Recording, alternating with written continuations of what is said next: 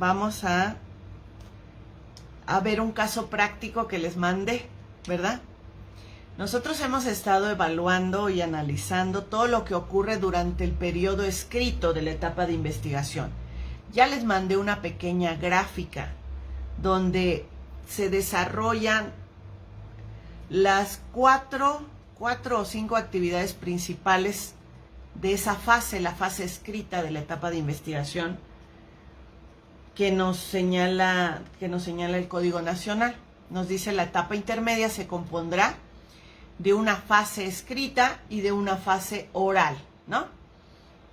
En la fase escrita, ¿cómo arrancó? Con un escrito de acusación, que es el escrito, digamos, que yo les envié. ¿Ok? Arranca con esa fase escrita. Ese es el primer acto jurídico procesal de impulso para que lleguemos a juicio. El MP dice: ya hice mi investigación, siguiendo las reglas del artículo 324, yo tomé la decisión o la opción, porque el 324 le da la opción. Dice: cerrada la investigación complementaria, usted tiene una de estas tres opciones. Suspende el procedimiento, pide su sobreseimiento o bien acusa. Entonces, él ya tomó la opción de acusar, con lo que se abre la etapa intermedia. ¿Ok? Ese es el primer acto jurídico procesal. Al presentar la acusación, el Ministerio Público está diciendo: estoy listo para llegar a juicio. Y este es mi cúmulo probatorio que sustenta los hechos que yo intentaré probar en juicio. Este es el cúmulo probatorio. ¿Ok? Todavía está sujeto a un análisis o a un control de admisibilidad lo que él está ofreciendo. ¿Sí? Pero él dice: este es mi cúmulo. Así que lo presenta ahí. Segundo acto jurídico procesal. El tribunal recibe el escrito de acusación y tiene el deber de correrle traslado a las partes de ese escrito de acusación. ¿Sí? Con él, lo que pretenderá será darle la oportunidad a las partes de intervenir durante esta fase que es eminentemente escrita, haciéndoles llegar el escrito de acusación para que cada una, dentro del ámbito de sus derechos y atribuciones, actúe. Dicho de otra manera, les corre traslado a las partes con ese escrito de acusación, informándoles que se pronuncien de acuerdo al 338, que es el artículo que regula la actuación de la víctima en la fase escrita, y de acuerdo al 340, que es el artículo que regula la actuación del imputado en la fase escrita. Entonces le corre traslado y les informa: aquí está el escrito de acusación, dicho con palabras más elegantes. Acuérdense que yo no lo digo con la elegancia con la que lo dicen los jueces, con lo que lo dice el juez de control. Le dice, palabras mías, aquí está el escrito de acusación para que puedas ejercer tus facultades y atribuciones del 338, víctima, y 340, imputado. ¿Ok? Esa es una de las cuestiones que los jueces, por las que los jueces corren traslado de ese escrito. La segunda razón, la segunda cuestión, es que al correrle traslado de ese escrito, va a establecer la temporalidad o el tiempo o la fecha en la que se va a llevar a cabo la audiencia intermedia, que es precisamente la fase oral de esta etapa intermedia, ¿ok? La fase oral de la etapa intermedia. ¿Dónde dice eso, maestra? ¿Dónde dice que hay una obligación del juez de una vez en ese escrito de señalar la fase, la fecha de la audiencia en el 341. El juez de control, en el mismo auto en el que tiene presentada la acusación del Ministerio Público, señalará la fecha para que se lleve a cabo la audiencia intermedia, la cual deberá tener lugar en un plazo que no podrá ser menor a 30 días, ni exceder de 40 días naturales, a partir de presentada la acusación. Por ejemplo, si la acusación se presentara el día 8 de septiembre, la audiencia intermedia debería llevarse a cabo entre el 8 de octubre y el 18 de octubre. ¿Sí me explico? Porque son días naturales. Pero lo tiene que informar. Mándeme. ¿Qué artículo es, maestra? 341, primer párrafo. Gracias. ¿Ok? Entonces, en el auto que admite el escrito y ordena correrle traslado a las partes, ahí mismo le está informando cuándo se va a llevar a cabo la audiencia intermedia. Hace las prevenciones de qué pasa si no acuden, porque siempre está la advertencia de que se les va a multar, por ejemplo, al Ministerio Público o a la Defensa, si no acuden a la audiencia que está programada para la fecha, etcétera, etcétera. ¿Ok? Así que ese es el segundo acto jurídico procesal que ocurre durante la fase escrita. El primero fue la acusación, el segundo es el auto que admite, corre traslado y anuncia la fecha de la audiencia intermedia. Ese segundo acto jurídico procesal le corresponde al órgano jurisdiccional. ¿Ok? Tercera actuación durante la fase escrita. La de la víctima es la que empieza a correr primero. Porque a partir de que recibe el escrito de acusación, al día siguiente de ser notificado de ese escrito, empiezan a correr 3 días. ¿Para qué? Para lo que dice el artículo 338. Es decir, yo víctima, yo asesor jurídico, tengo que revisar el escrito de acusación y conforme al 338 hacer lo siguiente. Déjenme ubicar mi 338. Constituirme como coadyuvante en el proceso. ¿Sí? Ahora, dice mediante escrito, ahí me está estableciendo la forma, ¿eh? Todos los actos jurídico-procesales tienen forma y tienen fondo. ¿Sí? Me establece que dentro de 3 días siguientes a recibir el escrito de acusación, yo víctima o asesor jurídico, mediante escrito, puedo hacer lo siguiente: constituirme como coadyuvante en el proceso. Cada día dudo más del sentido que se le da a la coadyuvancia, en función de que la coadyuvancia era un elemento que le reconocía una calidad técnica a la víctima para poder interactuar dentro del juicio. Sin embargo, hoy en día, se haya constituido o no coadyuvante dentro del proceso, el asesor jurídico interactúa en el juicio. Y es curioso porque entonces, ¿cuál es el sentido de constituirme en coadyuvante? ¿No? Segundo, señalar vicios formales de la acusación. ¿Sí? Señalar vicios formales de acusación y requerir su corrección. Ahorita vamos a contestar qué pasa si no hace esto el asesor jurídico. Señalar los vicios formales de la acusación y requerir su corrección. Y aquí es donde les decía, ojo con el fondo y con la forma. ¿Sí? La forma procesal se entiende como la estructura del acto jurídico.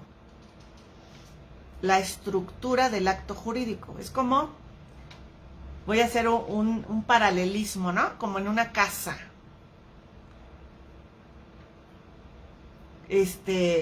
Las varillas, los postes, etcétera. Eso es lo que da la forma. Pero eso no hace a la casa, ¿no?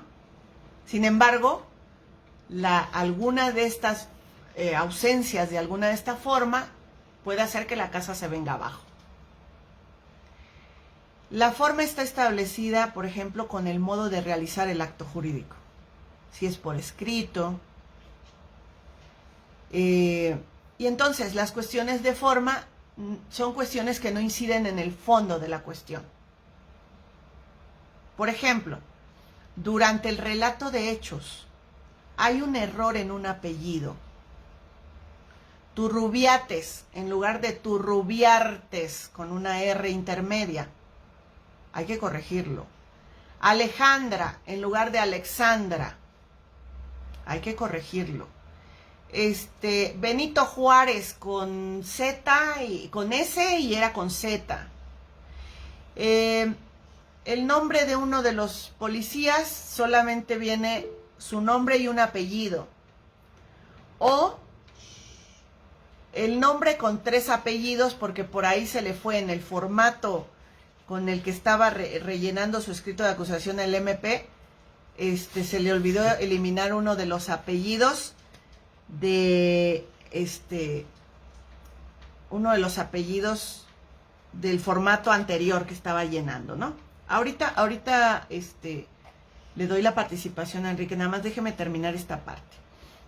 Entonces, la forma tiene que ver con errores que podemos llamar como errores humanos, errores de redacción, que no inciden en el fondo, ¿sí? Siempre que no incidan en el fondo. ¿Y qué es el fondo?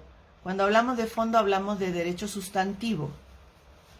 Nada que afecte o trastoque un derecho sustantivo, ¿sí? Tercer elemento de ese escrito de acusación, de ese escrito de la víctima, ofrecer medios de prueba complementarios. Aquí también ha habido otro error de práctica, otro error constante en la práctica, que ha sido que la víctima y el asesor jurídico están ofreciendo lo mismo que está ofreciendo el Ministerio Público. Yo sé que hay muchos jueces que dicen, es su derecho, así dice la Constitución, en el 20C la víctima podrá ofrecer medios de prueba. Sí, ese es el derecho fundamental de la víctima a ofrecer pruebas. Sin embargo, todos los derechos fundamentales están condicionados en su forma por lo que marca el código adjetivo. La Constitución me dice a mí que yo también tengo derecho de ofrecer como imputado, ¿verdad? Pero el código adjetivo me dice la forma, cuánto tiempo tengo, etcétera. Entonces, es en este sentido que no debería admitirse un ofrecimiento de lo mismo que ha hecho el Ministerio Público. Porque al final de cuentas, los testigos se van a presentar a juicio y el asesor jurídico se le va a dar el derecho de preguntarle a los testigos que está llevando la Fiscalía. ¿Por qué está ofreciendo lo mismo? ¿Cuál es el sentido a menos que tenga un objetivo diverso al que planteó el Ministerio Público? Es claro la fracción tercera del 338 cuando dice ofrecer medios de prueba que estimen necesarios para complementar la acusación. ¿Sí? Quiere decir que de aquellos que ofreció el Ministerio Público, ¿cuál más vas a traer, asesor jurídico o víctima? ¿Cuál otro? Vamos a suponer el Ministerio Público ofrece 10 testigos. La víctima dice, faltó el testigo 11 que también está en la carpeta. Y es relevante porque él viene a decir esto o aquello. El Ministerio Público ofreció los 7 objetos del cateo. Pero hay un objeto 8 que se le pasó al Ministerio Público y que también fue resultado del cateo. Un perito que no lo ofreció el Ministerio Público, pero que la víctima estima que viene a mejorar o a perfeccionar esa acusación. Y en la fracción cuarta, solicitar el pago de la reparación de daño y cuantificar su monto. Ese es un deber de los asesores jurídicos, un derecho de la víctima pedirlo, un deber también del Ministerio Público de plantearlo en su escrito de acusación, porque el Código Penal, todos los códigos penales de todas las entidades, refieren una obligación, un deber, dice deber de reparación del daño. Es decir, hay responsabilidad para los agentes de la ley en los ministerios públicos, quiero decir, en hacer esto, ¿no? Voy a dar paso a preguntas, que por ahí tenía pendiente la de Enrique, no sé si me la quiere formular de una vez, y luego con Angélica. Buenos días, maestra. Bueno, entonces, si en este escrito de acusación no se superan los vicios y se trasciende, porque he visto ya estas sentencias con faltas de ortografía, al final podemos solicitar la revisión o la inconformidad ante, si se da una sentencia de este caso, porque estaba leyendo el que nos mandó de Zafiro, que está lleno de faltas de ortografía y no hay una coherencia lógica. También en la forma podemos ver que la relación de los hechos no existe una coherencia, porque hay dos personajes que no tienen nada que hacer, ¿no? O que no existen, o sabrá Dios qué tienen que ver con el asunto, ¿no? ¿En esa forma escrita o en forma de narración exacta, cronológica y razonable de los hechos? Claro. Fíjense que en ese análisis de ese caso concreto vamos a prestar atención a esos detalles, qué bueno que los hace notar. Mire, un error de ortografía podría traer, como ocurrió en el asunto de ayer, se ofrece en el auto de apertura a un aperito que tiene un nombre y dos apellidos, ¿no? Como todos los mexicanos. Pero en el auto de apertura, la perito que depone durante el juicio es fulanita de tal, ¿no? Pero ya, si le cambias una letra, hay otro nombre que existe con esa letra. Es decir, no es lo mismo que pusiéramos en el auto de apertura Arturo y en juicio se presente un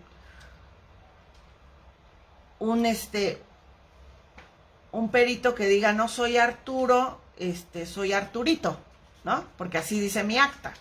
O pasa con María Cristina, que cuando llega a juicio dice no soy María Cristina porque en mi acta realmente soy Ma Cristina, porque anteriormente conozco mucha gente que por errores del registro civil, por abreviaturas, como en este caso, quedó como Ma Cristina. Y entonces en todos sus documentos oficiales es Ma Cristina.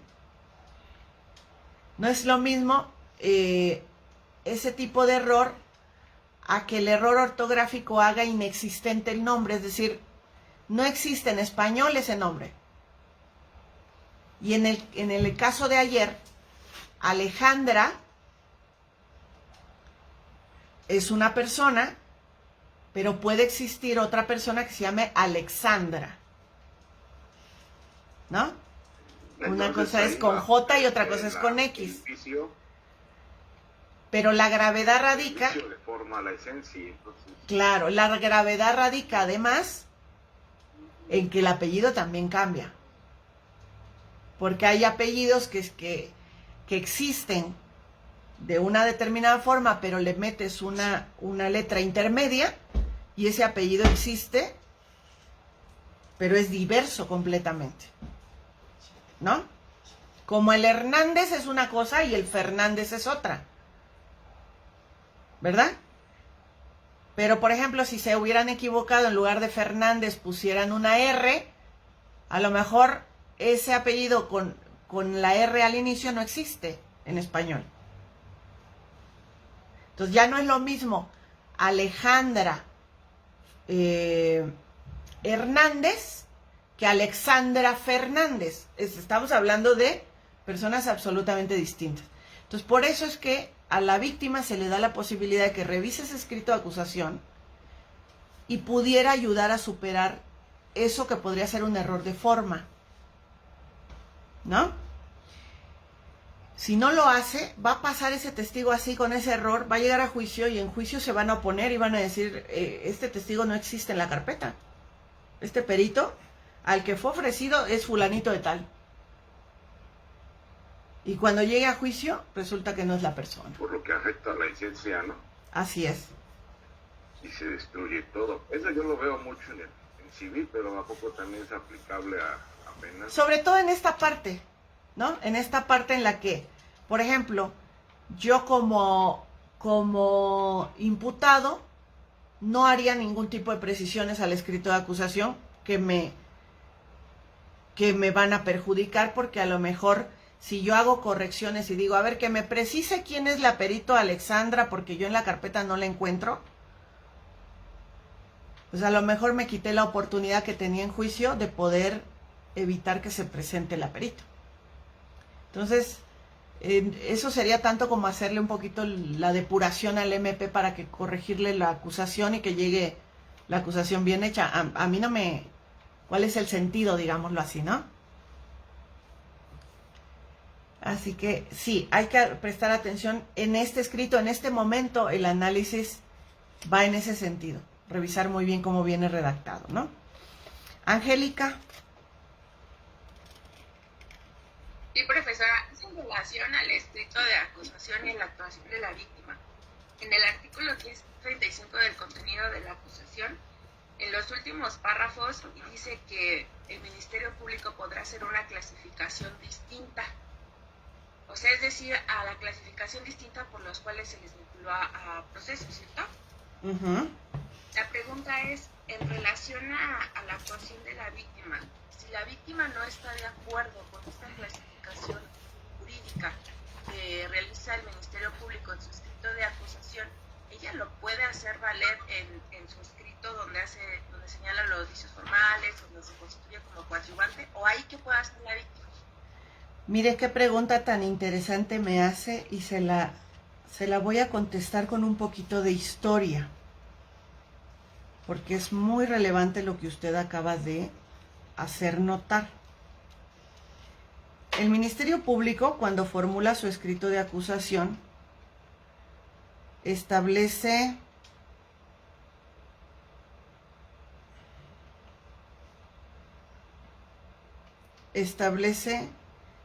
que deberá dar su clasificación jurídica, ¿no? Vamos a suponer que a lo largo del proceso, la clasificación que él había dado originalmente era de lesiones, era de unas lesiones agravadas. Vamos a suponer eso, se me está ocurriendo ahí sobre la marcha para mostrar el ejemplo.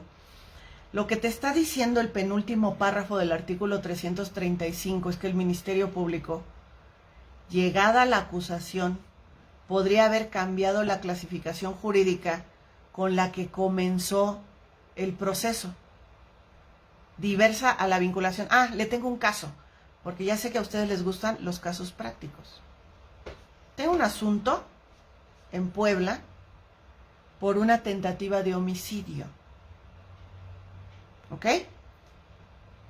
En principio, la víctima dijo que le arrojaron una piedra de este tamaño a la cabeza, una mujer y dos masculinos. La mujer había sido su novia. Uno de los masculinos era el primo de su exnovia y el otro era el novio actual de su exnovia, ¿no? Se lo encontraron un día, se tiraron un trompo, como decimos ahí coloquialmente, y entonces la víctima, al momento que denuncia, habla de una piedra que le cayó en la cabeza, ¿no? Y por eso, y que además hubo una frase de te voy a matar, hijo de tu tal por cual, porque te odio, no sé qué. Y entonces con eso configuran en vinculación a proceso tentativa de homicidio. Y como pues a los brillantes jueces se les ocurrió que la tentativa entra dentro de los de prisión preventiva oficiosa, esta gente está en prisión preventiva oficiosa. Algo con lo que yo jamás he comulgado, que las tentativas el legislador las previó para la prisión preventiva oficiosa. Es mentira. Y aquí lo digo con todas las letras, ¿no? Pasado el tiempo, se presentó la víctima con la MP y le dijo, oiga, la verdad, esto no pasó así. Nada más que yo firmé eso porque el policía me dijo que si yo no firmaba, ellos se iban a salir impunes y que si yo no firmaba, etcétera. Entonces yo realmente lo que en realidad pasó fue otra cosa. O sea, sí nos peleamos, pero pues nunca me pegaron con la piedra. Y si usted me lleva a juicio, así se lo dijo clarito con todas estas letras que les estoy diciendo, y si usted me lleva a juicio, yo voy a ir a decir la verdad, que a mí no me pegaron con la piedra, que a mí nada más me pegaron. Con todas las responsabilidades que eso implica. Ahora yo les voy a decir una cosa, yo no lo sé de fondo si él lo está haciendo para ayudar a la exnovia porque todavía la quiere, si lo está haciendo por X o Y. Lo cierto es que lo está haciendo. Y ya le dijo a la MP, si usted me lleva a juicio, yo voy a ir a decir otra cosa. No me importan las consecuencias. Literal. Oiga, ¿y no le duele que le pegaron 2 cachetadas y 3 patadas? No, eso no me duele, pero yo creo que ya fue más que suficiente que esta gente esté detenida. Entonces, visto el futuro que tiene su investigación, la Ministerio Público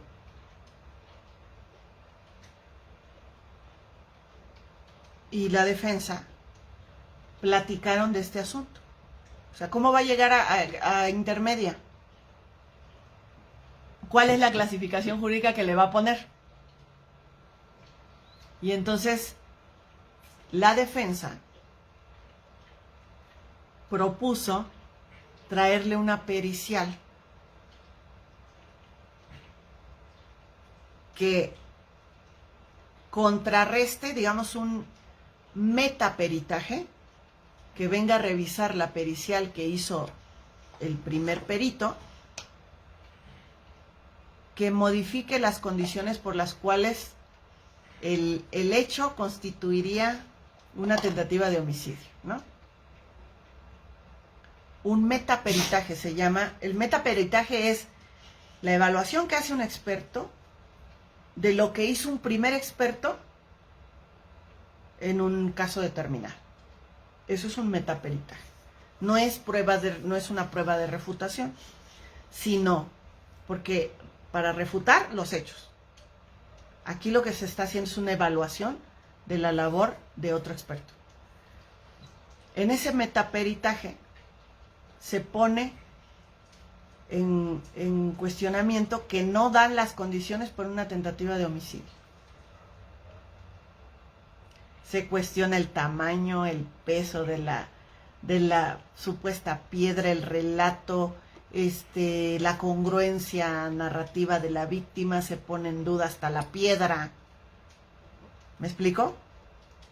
Y con eso, en la acusación, el Ministerio Público presenta su escrito de acusación con relación a los hechos, pero con una clasificación jurídica distinta. Porque acuérdense que hay un artículo, ahorita no lo recuerdo si es el 320, el 3, no me acuerdo bien, que señala que los hechos materia de vinculación serán los mismos de la acusación. Lo que sí te está diciendo el penúltimo párrafo, el 335, es que solo se puede formular la acusación por los hechos que ya fueron señalados en la vinculación a proceso. Aunque dice, se efectúa una distinta clasificación lo cual deberá hacerlo del conocimiento de las partes. Ahora, esa clasificación, para decirlo de otra manera y para darles una información adicional, ¿en qué momento se cambian las clasificaciones jurídicas?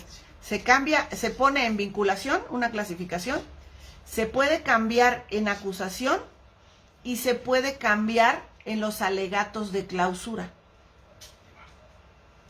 Esos son los 3 momentos procesales que te dan para un cambio de clasificación jurídica. Se ponen en vinculación, se pueden cambiar en acusación por este hecho que les estoy platicando, en este ejemplo que les estoy platicando, pero puede haber muchísimos. Por ejemplo, a la inversa, eran lesiones y con el paso del tiempo se muere la víctima. Entonces ya no vas a acusar por lesiones, vas a acusar por homicidio, ¿no? Te cambia la clasificación. Ahora, durante el juicio, podría ser que tú estabas trayendo un homicidio doloso y derivado de todo lo que ocurre en el juicio se descubre pues que es culposo el tema, ¿no? Entonces en el alegato de clausura lo podrías mover a culposo. Estos son los momentos de los cambios de clasificación jurídica a los que alude. Ahora, la parte histórica que te iba a contar. Este código, nuestro código, es eminentemente un producto o una copia del código chileno. Se extrajo, yo diría que un 90% del código chileno. Por lo tanto, en Chile pasa lo siguiente. La víctima tiene 2 importantes facultades. Cambiar la acusación que formuló el Ministerio Público haciendo una nueva propuesta que puede permitirle modificar los hechos, modificar la clasificación jurídica, modificar la pena que está pidiendo el MP y modificar las pruebas. Ojo, sistema chileno. En el sistema chileno la víctima presenta su escrito y dice: yo no estoy de acuerdo con la narrativa de hechos que hizo el fiscal. Los hechos realmente como fueron narrados son estos, y da los hechos. Y cambiar con eso los hechos que la fiscalía planteó. Puede cambiar la clasificación jurídica diciendo: no es este delito, es este otro. Puede cambiar la pretensión punitiva, no es esta pena, es esta otra. Evidentemente, si cambia la clasificación, cambia la pretensión punitiva. Y finalmente, baja unos medios de prueba y sube otros, ¿no? Dice: voy a quitar este medio de prueba, si el policía lo desfavorece, por ejemplo, voy a quitar este policía, pero voy a poner este otro. Se está metiendo con la acusación del fiscal. Entonces, cuando llegan a la intermedia, llegan prácticamente 2 acusaciones que no pueden subsistir de forma conjunta. Entonces, la segunda gran cuestión que les da el sistema chileno a los abogados allá es que en la intermedia el juez puede contribuir para que en un debate se establezca cuál es de las acusaciones la que subsiste. ¿Sí? En nuestro sistema se trajeron algunas consideraciones de la intermedia, pero esto no. Porque el sistema chileno sí lo permitió. Y vamos al tema histórico. Durante mucho tiempo, por efectos de la dictadura y las revueltas posteriores, en donde se estableció que la policía, que los jueces contribuyeron incluso a la desaparición de muchas personas, manipulaban los procesos, etcétera. Estaban de alguna manera supeditadas esas autoridades al poder político vigente en ese momento, a efecto de evitar darles esas amplias facultades a la policía, de tener completo dominio de la acusación, le dieron facultades a los jueces para revisar, hacer un control positivo o negativo de la acusación, ¿no? Dijeron, porque no tenían la figura del Ministerio Público, por eso me refiero mucho a la policía. porque ellos no tenían, la figura del Ministerio Público llega con el sistema acusatorio. ¿Sí? Entonces, ¿qué es lo que ocurre en el sistema chileno? Le dicen, sí, tú vas a formular acusación, pero quien te puede controlar si esa acusación pasa o no es el juez. Y la víctima te va a controlar tu acusación para que no te pases de lanza, ¿no? Pero eso es por la historia política y social que tiene el sistema chileno. En nuestro país, que dijeron, no, la acusación es una facultad exclusiva del Ministerio Público. Por lo tanto, el Ministerio Público es el que formula la acusación. Y entonces, ¿en qué se puede meter la víctima? Si tú revisas el 338, dice vicios formales. ¿Qué es el fondo? En la acusación, el fondo son los hechos. La clasificación jurídica es fondo. La pretensión punitiva es fondo. Y los medios de prueba es fondo. ¿Y qué le dijeron a la víctima? ¿Te puedes meter con el fondo? No, le dijeron con la forma. Por lo tanto, subsiste esta idea de monopolio de la acusación por parte del representante social. ¿Verdad? Erika. Entonces, perdón, profesora, Ajá. entonces prácticamente no puede hacer nada la víctima con la propuesta de la clasificación jurídica por parte del Ministerio Público. Pues podría manifestar que no está de acuerdo, pero más allá de eso, es facultad del Ministerio Público. Tendría que trabajar durante el juicio en tratar de establecer que es otra la clasificación. Ese sería su camino. Ok, gracias. Sí. Erika. Maestra, en el artículo 398 habla de la reclasificación jurídica y le otorga esa facultad únicamente al Ministerio Público. Así es. Así es. Así es. Maestra. Porque sí, porque es fondo, al final de cuentas es precisamente el hecho atribuido y la interpretación normativa del hecho atribuido. Eso es fondo. La víctima no se puede meter con la cuestión de fondo. Pero durante el juicio, vamos a esta parte, el trabajo podría ser de un muy buen asesor tratar de decir, no se trata de este delito, sino se trata de este otro. O no se trata de esta modalidad culposa, sino se trata de esta otra. ¿No? Ahí tendría que trabajar muy fuerte para tratar de que al final, en el alegato, el Ministerio Público cambie la clasificación. No ella, sino lograr que a través de lo que se logró ver durante el juicio, sea otra la clasificación y al Ministerio Público no le quede más remedio que reconocer esa otra clasificación. ¿Ok? ¿Alguna otra pregunta? Sí, maestra. ¿Sí? Buen día, soy Doris. Respecto al fondo, dijo que son los hechos, medios de prueba. ¿Qué más? Que ya no alcancé a escuchar. ¿Cuáles son las cuestiones de fondo del escrito de acusación? Los hechos, la clasificación jurídica, la pretensión punitiva,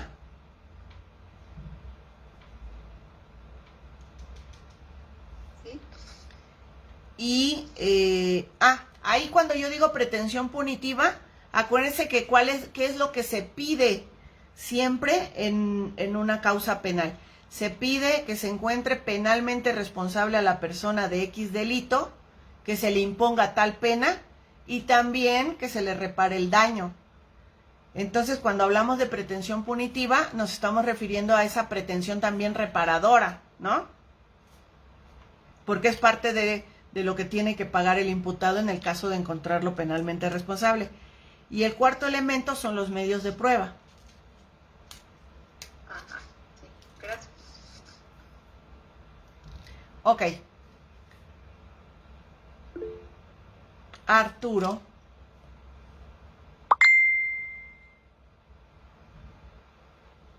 Listo, buenos días, maestra. Aquí nada más tengo una aclaración, a ver si para efectos de aclarar una duda. Entiendo que desde un principio nosotros en la etapa de investigación podemos nombrar asesor jurídico y así es nombrado como asesor jurídico, protesta su cargo en la carpeta de investigación. Posteriormente, si se fuera una audiencia inicial, ya tiene nombrada esa calidad como tal de asesor jurídico si sigue siendo el mismo abogado que represente a la víctima. Cuando hablamos de la etapa intermedia, estamos haciendo mención a que se debe de nombrar un, ¿cómo dijo? ¿Cómo se menciona? Coadyuvante.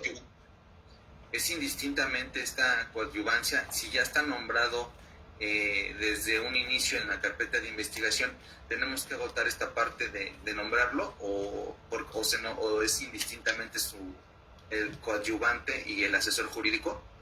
Mire, la coadyuvancia es una calidad, ¿no? Es una calidad. Por lo tanto, se supone que materialmente el asesor jurídico durante la etapa de investigación ha estado coadyuvando con el Ministerio Público. Le lleva datos de prueba, por ejemplo, vamos a suponer, el MP me dice, oye, necesito que te ocupes de la parte de la reparación del daño. Ayúdame a conseguir todos estos datos, pásaselos al perito para que él pueda estimar el monto de la reparación. Se necesitan otros testigos, se necesita que se amplíe a lo mejor la declaración de la víctima para precisar estos puntos. Y entonces vamos trabajando de la mano con el Ministerio Público para consolidar los hechos por los cuales va a ser o va a judicializar o va a continuar su investigación complementaria. Entonces ahí vamos trabajando de forma material como asesores jurídicos.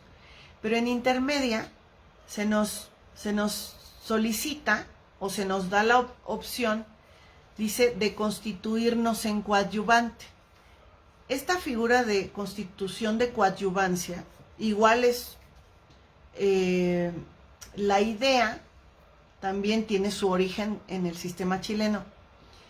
Nada más que allá se les llama querellantes, ¿no? Aun cuando sea un delito que se persiga de oficio, allá a los coadyuvantes se les llama querellantes. Y en intermedia se tenía que reconocer esa calidad o de admitir esa calidad para que puedan participar en juicio y puedan formular preguntas a los testigos, ayudarle al Ministerio Público a preparar el caso, tener una intervención activa durante el juicio, etcétera. En nuestro sistema de origen, desde el nivel constitucional, se le dio amplias facultades a la víctima. Y por una interpretación basada pues en instrumentos internacionales, se llegó a la conclusión que la víctima siempre debe de tener intervención activa. Se establecieron ciertos límites, pero siempre tiene intervención activa. Por ejemplo, durante todas las audiencias se les da el uso de la voz al asesor. Asesor, alguna manifestación sobre lo que el Ministerio Público dijo, no, pues me adhiero, ¿no? Y se hizo muy famoso esto de la asesoría jurídica como una actuación de adherencia. Y decía, no, pues me adhiero, porque siempre se le daba participación. Llegó un punto que recuerdo una audiencia en donde un asesor jurídico, por este tema de darle opción y gran participación al asesor, recuerdo una audiencia de control de detención en la que el asesor quiso exponer lo de la flagrancia. El MP le dijo, pues ponlo, pues adelante. Y dijo, vengo a solicitar que se califique de legal la detención. Y el juez lo quedó viendo y le dijo, perdón, a ver, no me quedó claro, ¿usted es? No, pues el asesor jurídico, pero por esta participación activa que los asesores podemos tener y debido a que acordamos con el Ministerio Público que plantear, hacer uso de la voz, pues yo decidí exponer y le dijo, no, esa no es una atribución del asesor jurídico, eso le corresponde al Ministerio Público. Por lo tanto, no le voy a permitir que usted exponga sobre la calificación de legalidad de la detención, porque él es el que dirige la investigación, él es el que hizo una verificación de la flagrancia en sede ministerial y él es el que tiene la información de calidad para venir a hacer este planteamiento. Entonces no se le permitió. Acá se dice en intermedia que tu deber es constituirte en coadyuvante, como darle una formalidad a la coadyuvancia que tuviste siempre durante el proceso. Pero a estas alturas, con toda esta interpretación constitucional, ya caben las dudas de decir qué sentido tiene. Si al final, en juicio, les permiten participar igual, se hayan constituido en coadyuvantes o no, hayan ofrecido complementariamente o no, igual preguntan, igual objetan, igual hacen de todo en la audiencia. Entonces es una mera formalidad, a estas alturas lo veo de esta manera, es una mera formalidad en intermedia, solamente hacer énfasis y decir me constituyo en coadyuvante, que has sido coadyuvante siempre porque has estado colaborando con el fiscal y que eres el mismo, a lo mejor el mismo asesor que ha estado desde el principio, ¿verdad? Es distinto a ser nombrado defensor con el acto de formalizar la coadyuvancia. Puede ser el mismo defensor que estuvo siempre y que ya está nombrado, pero el 338 dice que te constituyas en coadyuvante si estás de acuerdo con la acusación. Antes se decía que no, precisamente por esta diferencia en el sistema chileno. Si el coadyuvante no estuviera de acuerdo con la acusación, presenta su propia acusación y no se constituye en coadyuvante del MP, porque no está de acuerdo con esa. Pero aquí, en México, por las reglas de nuestro propio sistema, pues son otras cuestiones, ¿no? Justo, y es que es eso, ¿no? Lo que le comentaba nuestra compañera cuando quiere reclasificar la víctima o el asesor jurídico, pues es porque no se ponen también de acuerdo o tienen estrategias legales diferentes entre el asesor jurídico y el ministerio y la fiscalía, ¿no? Así es. En este caso que yo les platicaba de la tentativa de homicidio a lesiones, desde luego que al Ministerio Público no le gusta la idea. Imaginemos que él se niega y dice yo me voy por la tentativa. Yo me voy por la tentativa. Y nosotros estamos insistiendo en que no es tentativa. Porque además ya sabemos, porque tenemos información de la víctima y del MP que se presentó la víctima a decirle eso.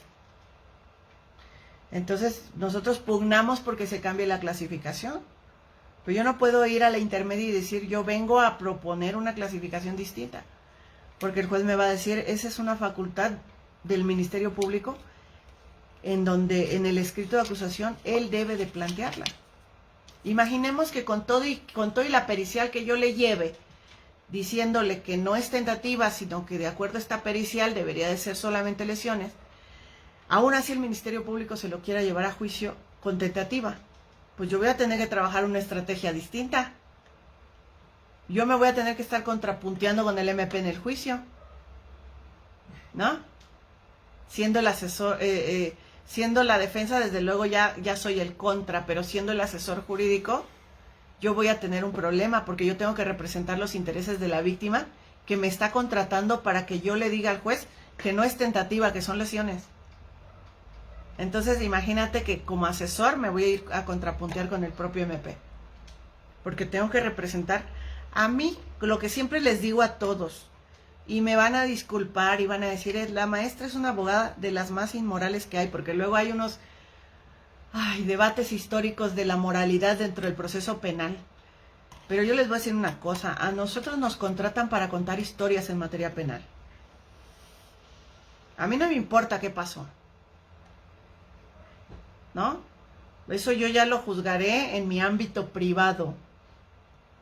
Pero a mí me contratan para contar historias.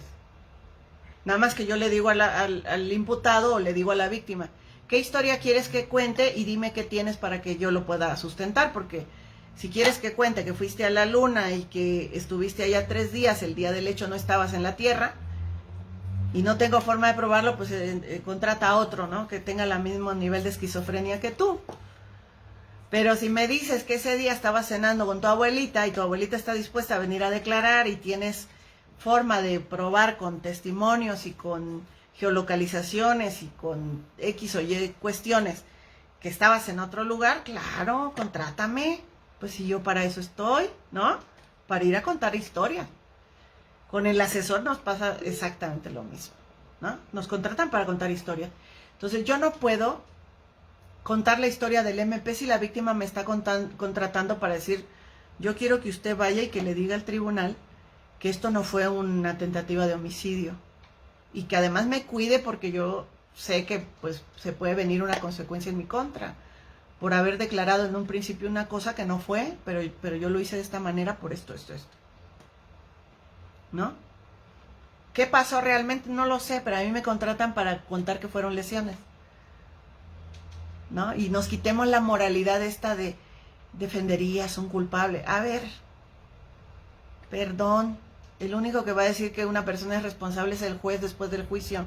Y después del juicio ya no ocupa tanto el abogado. Ni más que le diga a un imputado, te voy a defender hasta que yo sepa que eres inocente.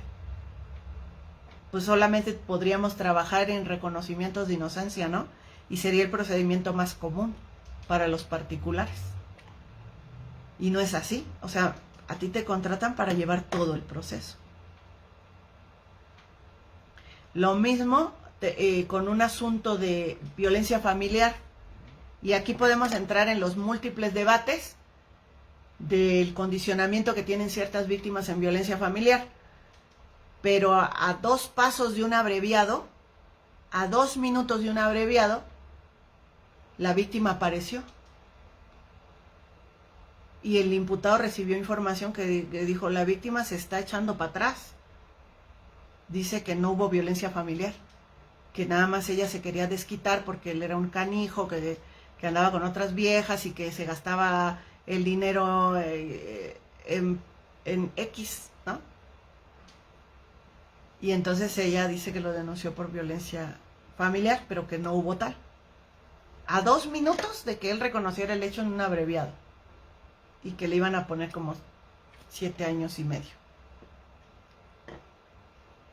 Entonces el asesor jurídico pues tiene que cumplir el rol que la víctima le pide, ¿no? Y buscar las mejores estrategias. Entonces, eso es lo que pasa acá, ¿no? Que yo me constituyo en coadyuvante y a lo mejor mi rol va a generar estarnos contrapunteando con el fiscal durante el juicio. Formulo preguntas a los peritos que en lugar de favorecer a la fiscalía le perjudican. Con aquella inocencia de la que nos embestimos de repente en las audiencias, ¿no? Ay, perito, ¿verdad que usted no practicó pruebas con test y no aplicó el protocolo, verdad? ¿Verdad que hay un protocolo? O sea, formular preguntas, no así en este tipo, porque no se formulan de esa manera, por reestructura de pregunta, pero si lo que voy a hacer es contrapuntearme con el MP, le va a resultar perjudicial, ¿no? Así que esa es la respuesta, mi querido Arturo, que constituirnos en coadyuvantes hoy en día dentro del sistema penal acusatorio, pues cada vez se vuelve como más, como que más sin sentido, ¿no? Porque si al final de cuentas, pues voy a tener intervención, ahí lo voy a hacer.